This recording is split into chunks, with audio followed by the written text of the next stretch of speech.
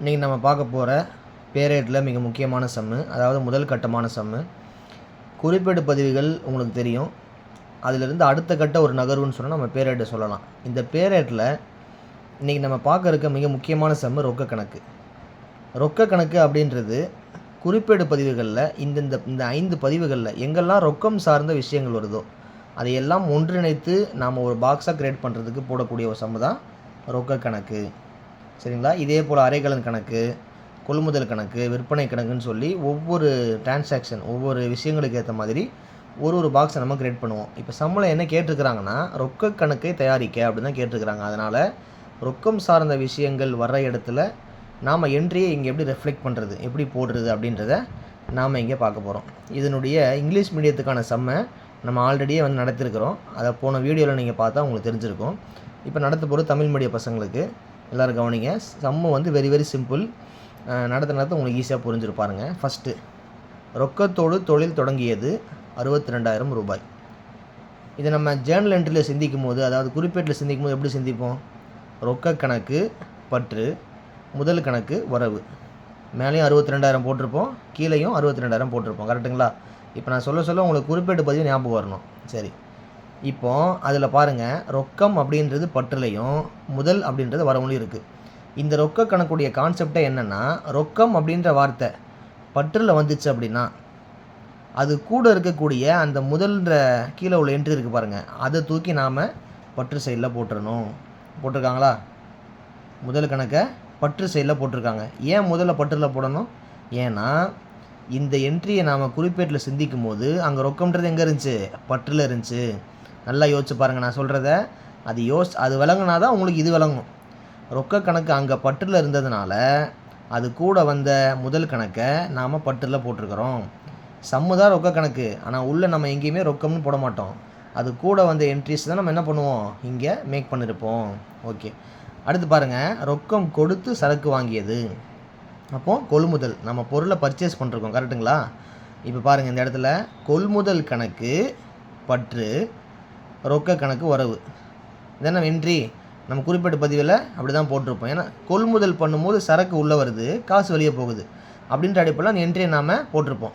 சரிங்களா? இந்த இடத்துல பார்த்தீங்கன்னா கொள்முதல்ன்றது பற்றுலையும் அதே போல் ரொக்கம்ன்றது வரவுலையும் இருக்குது. இப்போ யோசிங்க, இந்த சம் ரொக்க கணக்கு. இப்போ இந்த என்ட்ரியில் ரொக்கம்ன்றது எங்கே வருது? வரவில் வருது. வரவில் வர்றதுனால அது கூட இருக்கக்கூடிய கொள்முதல் அப்படின்ற கான்செப்டை நம்ம என்ன பண்ணுறோம், வரவு செயலையே போட்டிருக்காங்களா? கொள்முதல் கணக்கு 12,000 ரூபாய். நல்லா புரிஞ்சுக்கோங்க. இப்படி தலைகீழ சொல்கிறோம் பாருங்கள். இங்கே கொள்முதலை எதனால் வரவு செயலில் போடுறாங்க? காரணம், இந்த 2வது சம்மில் இருக்கக்கூடிய நீங்கள் குறிப்பேடு பதிவை யோசித்து பார்த்தீங்கன்னா அங்கே ரொக்கம்ன்றது வரவு சைடில் இருக்கும். அதனால் அது கூட வந்திருக்கக்கூடிய கொள்முதலை இங்கே வரவு சைட்லேயே போட்டுடுறாங்க. நான் உங்களுக்கு நேராகவும் சொல்கிறேன், அதே போல் இங்கேருந்து ஆப்போசிட்டாகவும் சொல்கிறேன். எப்படி சொன்னாலும் ஆன்சர் ஒன்று தான். புரிஞ்சுக்குன்னு நினைக்கிறேன். நிதானமாக யோசித்து பார்த்தா ஈஸியாக விளங்கிடும். 3வது வாங்க, ரொக்கத்திற்கு சரக்கு வாங்கியது, சரக்கு விட்டுறது. சரக்கு விற்கும்போது என்னாகும்? பொருள் நம்மளை விட்டு வெளியே போகும், காசு உள்ளே வரும். சரிங்களா? அப்போது விற்பனை கணக்கு பற்று கணக்கு, ரொக்க கணக்கு பற்று, விற்பனை கணக்கு வரவு. இதுதான் குறிப்பேட்டு பதிவுக்கான என்ட்ரி. கரெக்டுங்களா? இப்போ யோசிங்க, இந்த இடத்துல ரொக்கம்ன்றது மேலே இருக்குது, விற்பனை அப்படின்றது கீழே இருக்குது.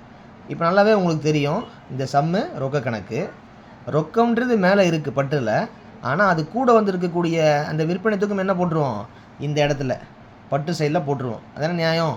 நம்ம சம்முடைய பேட்டர்ன் படி பார்த்தோம் அப்படின்னா, இந்த ரொக்கம்ன்ற வார்த்தை பற்றில் வந்துச்சுன்னா அது கூட வந்ததையும் தூக்கி நாம் அந்த சைட்லேயே போட்டுருவோம். ஆனால் ரொக்கம்ன்றது எங்கேயுமே மென்ஷன் பண்ண மாட்டோம். என்ன காரணம்? ஏன்னா அது சம்மு ரொக்க கணக்கு. சம்மு ரொக்க கணக்கு, அது கூட வந்திருக்கக்கூடிய என்ட்ரிஸை மட்டும்தான் நாம் பற்று சைட்லையும் வரவு சைட்லையும் போடுறோம். அப்போ பாருங்கள், ரொக்கத்திற்கு சரக்கு விட்டுறதுன்னா, சரக்கு விற்றுருக்குறோம் அப்படின்னா பொருள் நம்மளை விட்டு வெளியே போகுது, காசு உள்ளே வருது. அப்போது ரொக்க கணக்கு பற்று, விற்பனை கணக்கு வரவு அப்படின்ற அந்த என்ட்ரியை வச்சு நம்ம யோசித்து பார்த்தோன்னா, இங்கே ரொக்க கணக்கில் போடும்போது நம்ம விற்பனை என்ன பண்ணுறோம்? பற்று சைடில் போடுறோம். நீங்கள் ஒரு விஷயம் நல்லா விளங்கிக்கணும். நான் இந்த சம்மை நடத்தும் போது உங்களுக்கு ஈஸியாக விளங்குதுன்னா உங்களுக்கு குறிப்பேட்டு பதிவு ஸ்ட்ராங்காக இருக்குன்னு அர்த்தம். இல்லை எனக்கு விளங்கலை அப்படின்னு சொன்னீங்கன்னா குறிப்பேட்டு பதிவே நீங்கள் முதல்ல ஸ்ட்ராங் ஆகணும், அது ஸ்ட்ராங் ஆகாத பட்சத்தில் உங்களுக்கு பேரேடு சுத்தமாக புரியாது. அதனால் குறிப்பேடு பார்க்காதவங்க நம்ம ஆல்ரெடி வீடியோ மேக் பண்ணியிருக்கிறோம்.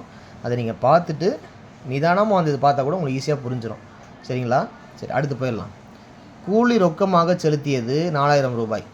கூலினா உங்களுக்கு தெரியும், வேஜஸ். இங்கிலீஷில் வந்து வேஜஸ்ன்னு சொல்லுவாங்க. அதாவது நமக்கு இன்னும் உங்களுக்கு புரியுற மாதிரி சொல்கிறதா இருந்தால், ஒரு ஆள் வேலை செய்கிறாரு, அவருக்கு நம்ம கூலி கொடுக்குறோம். இப்போ காசு என்ன ஆகுது? வெளியே போகுது.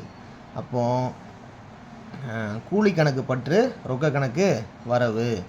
இப்போ பாருங்கள், இந்த இடத்துல ரொக்கம்ன்றது குறிப்பிட்ட பதில் எங்கே இருக்குது? வரவு சைடில் இருக்குது. ஸோ அது கூட வந்திருக்கக்கூடிய கூலியை தூக்கி நம்ம என்ன பண்ணுறோம்? வரவு சைடில் இந்த பக்கம் போட்டிருக்கோமா? 4000 ரூபாய் போட்டிருக்கிறோம். எதனால் கூலி இங்கே போட்டிருக்கிறோம்? இது கூட வரக்கூடிய ரொக்கம் எங்கே இருக்குது? வரவில் இருக்குது. நான் சொல்கிறது எல்லாமே குறிப்பேட்டு பதிவு வச்சு தான் சொல்லிகிட்ருக்கிறேன். ஆனால் போடுறது நம்ம பேரேடு சம்மு. அப்போ ஒரு குறிப்பேட்டை தவிர்த்துட்டு ஒரு பேரை நம்ம என்ன பண்ண முடியாது? உருவாக்கவே முடியாது. நான் உங்களுக்கு மேற்கோள் காட்டி பேசுகிறது எல்லாமே குறிப்பேடு சம்மு தான். அப்போ உங்களுக்கு தெளிவாக புரியும்னு நினைக்கிறேன். ஓகே. அரைகலன் ரொக்கத்திற்கு வாங்கியது 6000 ரூபாய்.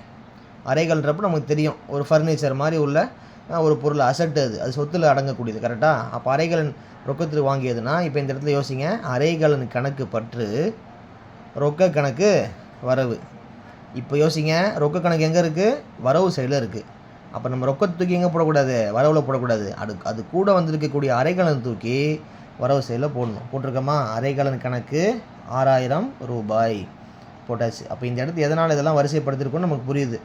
ஏன் இந்த மூணையுமே நம்ம இங்கே கொண்டு வந்திருக்கோம் வரவு சைடில்? ஏன்னா இந்த என்ட்ரிஸில் வரக்கூடிய அந்த ரொக்க கணக்குன்றது அங்கே வரவு சைடில் இருந்திருக்கும் குறிப்பேட்டில். அதனால் இந்த 3 விஷயங்களையுமே நாம் வரவு சைடில் போடுறோம். இங்கே இருக்கக்கூடிய முதல் கணக்கு, விற்பனை கணக்கு நம்ம என்ன பண்ணுறோம்? பட்டு சைடில் போட்டிருக்கோன்னா என்ன காரணம்? இது கூட வந்திருக்கக்கூடிய ரொக்க கணக்கு பட்டு சைடில் இருந்திருக்கும். அதனால் இந்த என்ட்ரிகள் நம்ம என்ன பண்ணிருக்கோம்? பட்டு சைடில் போட்டிருக்கிறோம் அப்படின்னு தெளிவாக தெரியுது. சரி, இப்போ என்ட்ரிஸை மேக் பண்ணுறது முக்கியம் இல்லை, இதுக்கு அடுத்த முக்கியமான ஒரு கட்டமே இருக்குது. 2 பக்கம் என்ட்ரி போட்டாச்சு. எந்த பக்கத்தை கூட்டினா அதிகமாக வருதுன்னு நம்ம பார்க்கணும். 12000, 4000, 6000 இதை 3ஐயும் கூட்டினா 72000. சரி, இந்த பக்கம் பார்த்தீங்க அப்படின்னா, சாரி மாற்றி சொல்கிறேன், 2 பக்கம் பார்க்கும்போதே உங்களுக்கு தெரியும் எந்த பக்கம் அதிகமாக இருக்குன்னு சொல்லி. ஒரு அப்ராக்சிமேட்லி ஒரு தோராயமான நம்ம பார்க்கும்போது தெரியும். இங்கே பாருங்கள், முதல் கணக்கு 62, விற்பனை கணக்கு 10. இது 2ஐயும் கூட்டினா 72000 ரூபாய் கிடைக்குது. இந்த 12, 4, 6 நம்ம கூட்டும்போது ஒரு அமௌண்ட் கிடைக்குது. இதை விட அது கம்மின்னு தெளிவாகவே தெரியுது. இப்போ ஒரு விஷயம் நல்லா புரிஞ்சுக்கணும். நம்ம 2 பக்கமே கூட்டணும். கூட்டி எந்த பக்கம் அதிகமாக வருதோ அந்த அதிகமாக வர அமௌண்ட்டை கம்மியாக வர பக்கத்துக்கு தூக்கிட்டு போயிட்டு எவ்வளோ டிஃப்ரென்ஸ் ஆகுது அப்படின்றத கண்டுபிடிக்கிறது தான் அதுக்கு பேர் இருப்பு கீயி அப்படின்னு சொல்லுவாங்க. பாருங்கள், 72000 ரூபாய். இந்த அமௌண்ட் எங்கேருந்துங்க வந்துச்சு? இங்கேருந்து வந்துச்சு. 62000 + 10000 அமௌண்ட்டு 72000. இந்த அதிகமாக வர அமௌண்ட்டை கம்மி பக்கம் அப்படியே தூக்கிட்டு போயிட்டு இங்கே போட்டுடுறோம். போட்ட பின்னாடி 12, 4, 6 இது 3ஐயும் கூட்டி வச்சு வரக்கூடிய ஆன்சரில் 72 கழிச்சோம்னா நமக்கு 50000 கிடைக்குது. இதுக்கு பேர் என்ன சொல்கிறாங்க? இருப்பு கீயி அப்படின்னு சொல்கிறாங்க. இதை மேலே இந்த இடத்துல போடும்போது இருப்பு கீயின்னு சொன்னாலும் நம்ம இந்த இடத்துல அப்படியே கீழே கொண்டு வந்துட்டோம்னா இருப்பு கீக்குன்ற ஒரு பேட்டர்னில் வந்துடும். அப்போ 31 ஜனவரியில் முடியுது சம் அப்படின்னா அடுத்த மாதத்துக்கான தொடக்கம் என்ன? February 1. இது நார்மலாக பேசிக்காக உள்ளதானே. அப்போ ஒவ்வொரு மாதத்துக்கும் நம்ம ரொக்க கணக்கு தயாரிப்போம். ஜனவரி மாதத்துக்கான ரொக்க கணக்கு இவ்வளோ தான் டிரான்சாக்ஷன் ஆகிருக்கு. ஸோ 31 முடிச்சுட்டு அடுத்த மாதத்தினுடைய தொடக்கத்துக்காக February 1 சொல்லி நாம் இங்கே போட்டுட்டோம். உங்களுக்கு செம்ம எல்லாருக்கும் புரிஞ்சிருக்குன்னு நினைக்கிறேன். புரியாத பட்சம் நிதானமாக கவனிங்க. டவுட்டை வந்து கமெண்ட் செக்ஷனில் வந்து பதிவிடுங்க. அதே போல் குறிப்பேட்டு பதிவை ஸ்ட்ராங்காக பார்த்துட்டு இந்த சம்மை நீங்கள் பார்த்தீங்கன்னா ரொம்ப தெளிவாக புரியும் அப்படின்றதுல எந்தவித சந்தேகமும் இல்லை.